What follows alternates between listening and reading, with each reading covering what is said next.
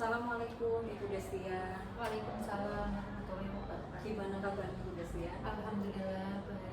Iya, Ibu Destia hari ini menindaklanjuti dari hasil observasi kemarin. Jadi kita mau membahas apa yang kemarin telah kita lakukan dengan mengajar di kelas 8C, kemudian kemarin saya melakukan observasi.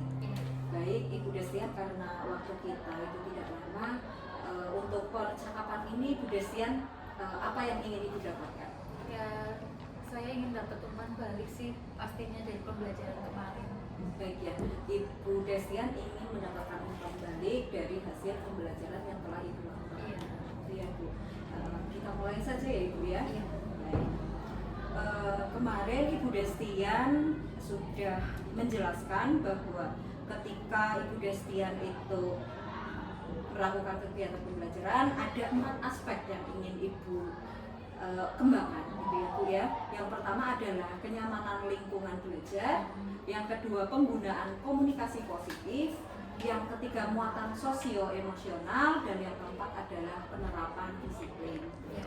Baik, saya mulai bahas satu persatu ya Ibu ya, dari hasil yang telah kemarin saya catat. Jadi ada beberapa catatan. Untuk yang aspek yang pertama adalah kenyamanan lingkungan belajar.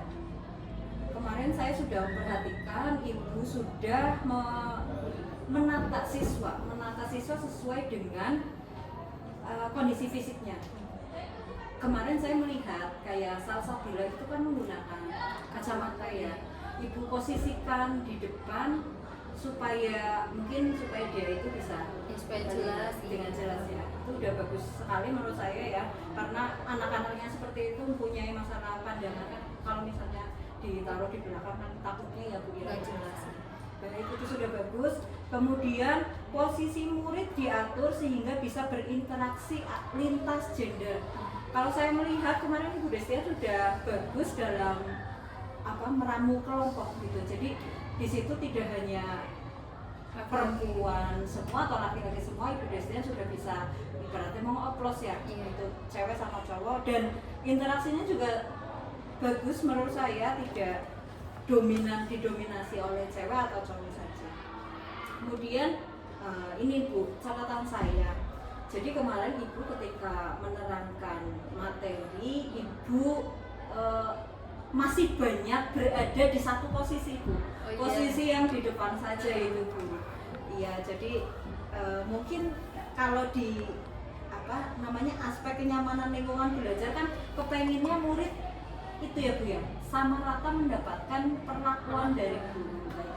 Kira-kira ada nggak Bu cara lain supaya setiap murid itu merasa dia itu diajar gitu, bukan Ibu fokusnya yang mungkin yang bagian depan saja. Yang saya kemarin merasa karena saya itu di depan terus ya, karena ya satu keterbatasan waktu juga sih, 1 jam pembelajaran dengan materi yang sangat banyak. Kalau misalkan saya keliling kayaknya waktunya gimana gitu ya, tapi ya nanti akan saya coba, saya akan mobile supaya semuanya mendapatkan perlakuan yang sama. Ya, baik. Mungkin iya ya Bu ya, dengan mobil kita itu nanti juga bisa melihat kejelasan layar kita. Kita itu bisa kontrol. Iya. Nggak kepikiran sampai situ. Gitu ya. Tapi itu yang nanti rencana akan dimulai. Iya. Untuk aspek yang kedua adalah penggunaan komunikasi positif. Saya lihat Ibu sudah bagus sekali dalam menyampaikan materi. Kemudian Ibu juga sudah memberikan pujian kalau misalnya ada anak aktif. Kemudian Ibu juga sudah melakukan atau memberikan kesempatan kepada setiap murid untuk saling berinteraksi melalui pengelompokan itu. Nah, catatan saya di sini cuma Ibu, ketika Ibu menyampaikan materi misalnya tentang pengertian bully gitu Bu, Ibu langsung menayangkan pengertian bully, kemudian siswanya disuruh membaca. Iya, gitu ya Bu ya. Berarti kan itu pengertian bully yang berasal dari saya, gitu ya. Kira-kira ada nggak Bu cara lain supaya anak-anak jadi mempunyai konstruktivisme atau berpikir kritis, mereka membangun pengertian mereka sendiri? Menurut Ibu ada cara lain nggak? Ya sebetulnya ada, mungkin dengan saya memberikan waktu anak untuk apa ya, memberikan apa sih namanya, pengertian dengan bahasanya sendiri, mungkin kayak lewat gitu ya. tulisan. Iya, cuman ya itu kembali lagi waktu, karena waktunya yang tidak ada, materi banyak, akhirnya apa sih kesimpulan untuk Iya. anak untuk ngomong itu saya batasi. Iya, jadi hanya untuk baca saja. Jadi mungkin lain kali itu ya, Iya, ibu iya. akan berikan kesempatan mungkin anak berpendapat menurut Iya, pengertian benar, mereka iya betul. sendiri. Iya. Baik. Untuk aspek yang ketiga, muatan sosio-emosional. Saya sudah melihatnya sangat menarik pembelajaran yang panjenengan lakukan. Kemarin di awal sudah ada ice breaking, mereka terlihatnya juga bergembira. Kemudian di akhir juga dikasih nyanyian yang tentang anti bully ya. Iya. Dan itu mereka sangat antusias. Kalau menurut saya ketika memang ada nyanyian seperti itu kayaknya akan lebih apa namanya masuk Nyantol kayak gitu mungkin daripada sekedar kita berkata-kata saja gitu ya. Dan kemarin anak-anak saling tepuk, saling nyanyinya diulang lagi, mereka sangat senang sekali. Untuk itu catatan saya bagus ya Bu ya. Dan yang keempat, yang terakhir adalah penerapan disiplin. Di awal panjenengan sudah menyampaikan kesepakatan kelas, tetapi ketika di pembelajaran ada anak yang mungkin berisik ya, ribut ketika ada kelompok lain maju.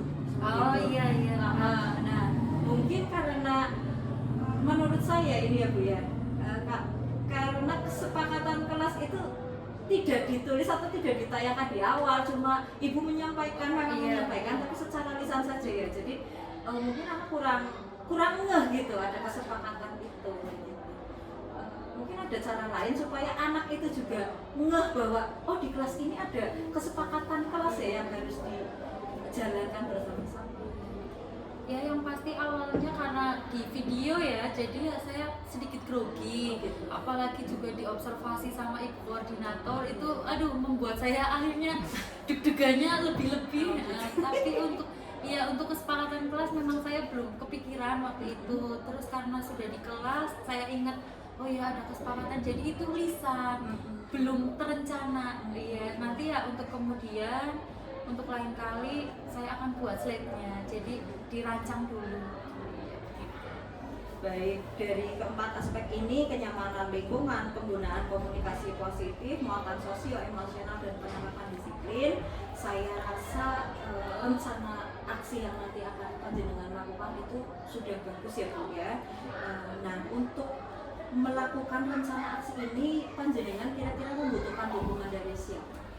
Ya yang pasti dari ibu koordinator dulu, karena saya akan selalu apa-apa selalu bertanya dengan koordinator. Terus kemudian dengan teman-teman sejawat juga pasti saya akan selalu bertanya. Ya yang pasti sering lihat di media sosial. Iya, terutama TikTok itu, saya setiap kali layanan saya selalu membuka TikTok. Iya, untuk penyegaran otak, Mencari inspirasinya lewat situ. Ya, jadi Iya, di betul. samping jenengan membutuhkan dukungan dari teman Teman-teman, sejawat, iya. dan itu juga jenengan juga mencari Referensi dari iya, media sosial. Iya. Baik, kira-kira jenengan akan mulainya kapan? Ya hari ini juga. Mulai Iya, memperbaiki hari ini mulai ya? hari ini setiap kali ada layanan saya akan mencoba untuk memperbaiki semua. Baik Ibu. Oke, kita sudah ada di akhir sesi. Kesimpulan dari pembicaraan ini menurut Bu Destia? Ya untuk melakukan pembelajaran kali ini berarti saya harus berpusat pada murid ya. Terus mengetahui kebutuhan murid, juga melaksanakan pembelajaran yang bermakna sesuai dengan karakteristik murid. Luar biasa sekali. Saya ingin mendengarkan cerita panjenengan lagi nanti setelah kegiatan ini, kemudian panjenengan melakukan rencana aksi, dan saya ingin dengar cerita berikutnya dari Oh ya, boleh gitu ya Ibu. Silakan Ibu melanjutkan untuk aktivitas berikutnya. Terima kasih Bu Ya, Destia. sama-sama.